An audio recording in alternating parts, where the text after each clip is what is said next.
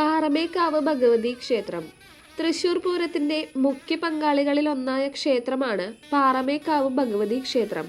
തൃശൂർ നഗരത്തിൽ സ്വരാജ് റൗണ്ടിന്റെ കിഴക്ക് ഭാഗത്തായി സ്ഥിതി ചെയ്യുന്നു.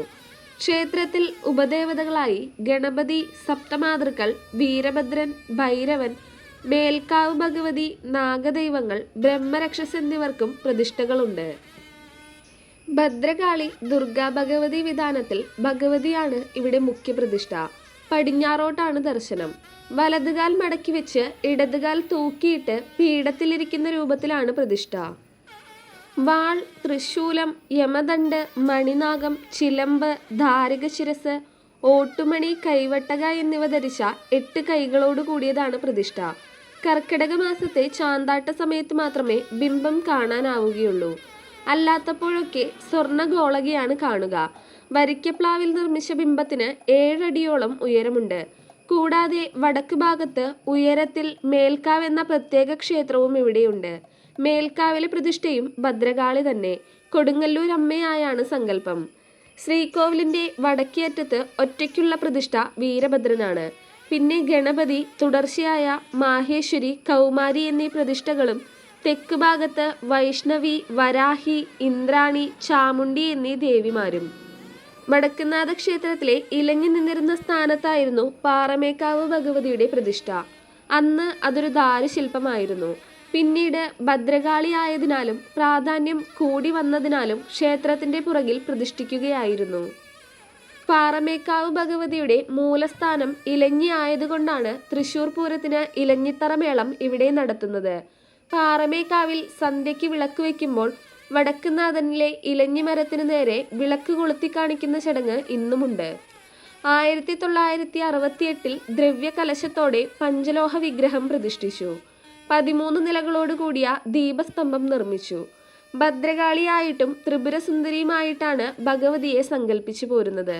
തൃശൂർ നഗരത്തിന് തെക്ക് ഭാഗത്തുള്ള കൂർക്കഞ്ചേരി ദേശത്തെ അപ്പാട്ട് തറവാട്ടിലെ കാരണവരും പാരമ്പര്യ യോദ്ധാവുമായിരുന്ന കുറുപ്പാൾ തിരുമാന്നാം കുന്നിലമ്മയുടെ പരമഭക്തനായിരുന്നു.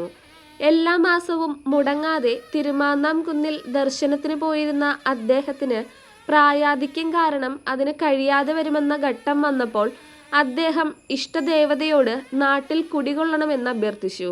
കരുണാമയിയായ ദേവി അത് സമ്മതിച്ച് കുറുപ്പാൾ അറിയാതെ അദ്ദേഹത്തിന്റെ ഓലക്കുടയിൽ കയറിയിരുന്നു. യാത്ര കഴിഞ്ഞ് ക്ഷീണിതനായി തിരിച്ചെത്തിയ കുറുപ്പാൾ വടക്കുംനാഥ ക്ഷേത്രത്തിലെത്തി. വടക്കുംനാഥനെയും ഉപദേവതകളെയും വന്ദിച്ച ശേഷം ഇലഞ്ഞിത്തറയിൽ കിടന്നുറങ്ങി. ഉണർന്നെഴുന്നേറ്റ് കുടയുമെടുത്ത് പോകാൻ നിന്ന അദ്ദേഹം കുട അവിടെ ഉറച്ചു കഴിഞ്ഞതായി കണ്ടു. തുടർന്ന് പ്രശ്നം വെച്ചു നോക്കിയപ്പോൾ ദേവീ സാന്നിധ്യം കണ്ടു. ദേവീ സാന്നിധ്യം കണ്ടതിനെ തുടർന്ന് ദേവിയെ തന്റെ തറവാട്ടിലെ കളരിയിൽ പ്രതിഷ്ഠിച്ച് യഥാവിധി പൂജാവിധികൾ ചെയ്തു കൊള്ളാമെന്ന് മനമുരുകി പ്രാർത്ഥിച്ചതിനെ തുടർന്ന് ഓലക്കുട അവിടെ നിന്നും എടുക്കുകയും തുടർന്ന് തന്റെ കൂർക്കഞ്ചേരി തറവാട്ടിലെ കളരിയിൽ ദേവിയെ ശാക്തേയ വിധിപ്രകാരം പ്രതിഷ്ഠിക്കുകയും ചെയ്തു. ദേവിയുടെ പ്രതിഷ്ഠ കളരിയുടെ തൊട്ടുപിറകിലുള്ള പാറോം മരച്ചുവട്ടിലായതിനാൽ പാറോംകാവ് ഭഗവതി എന്ന് ദേശനിവാസിനികൾ വിളിച്ചു പോന്നു. കാലക്രമേണ പാറോംകാവ് ലോപിച്ച് പാറമേക്കാവ് ഭഗവതി എന്ന് അറിയപ്പെട്ടു. ദേവീ ദർശനം വെളിപ്പെട്ടത് ഇലഞ്ഞിത്തറയിൽ വെച്ചായതുകൊണ്ട് കാരണവർ അവിടെയും ദേവിയുടെ ഒരു ചെറിയ ശിലാപ്രതിഷ്ഠ നടത്തി. പിന്നീട് വടക്കുംനാഥ ക്ഷേത്രം കൂടുതൽ വിപുലീകരിക്കുന്നതിന്റെ ഭാഗമായി ഈ പ്രതിഷ്ഠ വടക്കുംനാഥ ക്ഷേത്രത്തിന് കിഴക്ക് ഭാഗത്തുള്ള കൂറ്റൻ പാറയുടെ മുകളിലേക്ക് മാറ്റി. അങ്ങനെ ആ ക്ഷേത്രത്തിന് പാറമേക്കാവ് എന്ന പേര് വന്നു. കൂർക്കഞ്ചേരി കുറുപ്പാൾ തറവാട്ടിലെ കാരണവരുടെ കളരിയിൽ പാറമേക്കാവിൽ ഭഗവതിയുടെ പ്രതിഷ്ഠ കൂടാതെ ചണ്ഡികാ ഭഗവതി, മനക്കുടി അയ്യപ്പൻ, വനശാസ്താവ്, വീരഭദ്രൻ, കുറുപ്പാൾ കാരണവർ എന്നീ പ്രതിഷ്ഠകൾ കൂടിയുണ്ട്. കാരണവർ ദേവിയിൽ സമാധി പ്രാപിച്ചതോടെ കാരണവരുടെ രൂപം പിൻതലമുറക്കാർ കളരിക്ക് പുറത്ത് പ്രതിഷ്ഠിക്കുകയാണ് ഉണ്ടായത്. ശിവലിംഗ രൂപത്തിലുള്ള ഒരു കുഴയുടെ രൂപത്തിലാണ് കാരണവരുടെ പ്രതിഷ്ഠ നടത്തിയത്. കുറുപ്പാൾ കാരണവർക്ക് ദേവിയുമായുള്ള അഭേദ്യമായ ബന്ധമുള്ളതിനാൽ പുറത്തുള്ള പ്രതിഷ്ഠ ഉറയ്ക്കാതിരിക്കുകയും പിന്നീട് ജ്യോതിഷ വിധിപ്രകാരം കളരിക്കകത്ത് തന്നെ പ്രതിഷ്ഠിക്കുകയും ചെയ്യുകയായിരുന്നു.